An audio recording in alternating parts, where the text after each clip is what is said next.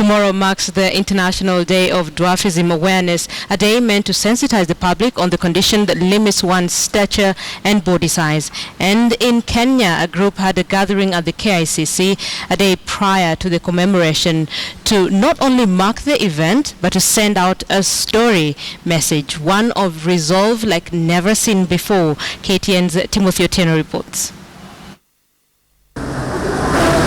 Ruth Mweni majestically makes her way to the KICC Taifa Hall just as gracefully as she did when she won the Miss Confidence beauty pageant back in 2012. But today, a different and special gathering of a kind awaits. Inside the hall, the upbeat crowd determined to make their voices heard in a world that struggles to shut them out. The Short Stature Society of Kenya is holding brief here on behalf of nearly 3,000 such people living in Kenya.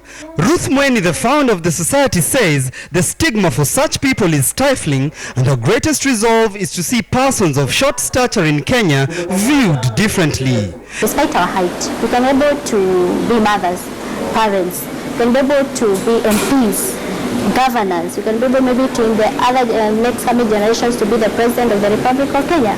It's an opinion shared by 27-year-old Joachim Mwangi, who serves the society as its president. He tells me that lack of proper recognition by the government may be the only thing hindering some of them from reaching their full potential in life. My aspiration or my goal is one day when I wake up, I will find a society which accepts all people living with dwarfism. A society that gives them a platform, opportunities equally without discrimination. For Joachim, despite their height, the sky is nothing but the limit for such a group.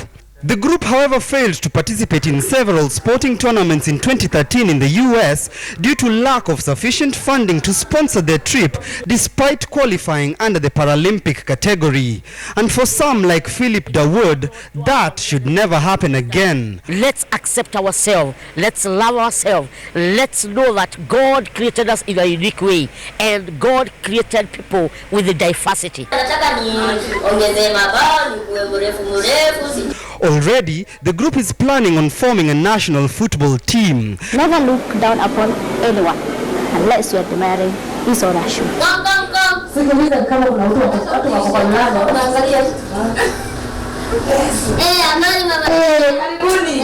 And so they use such skits to send a message to the world that they too can hang tough within a society that seeks to look down on them. And so with such conferences held at the KICC for persons living with dwarfism in the country, the society's hope is that the message will be sent out there that they can live life and mingle with society just like the rest of humanity. Timothy Otieno, KTN News, Nairobi.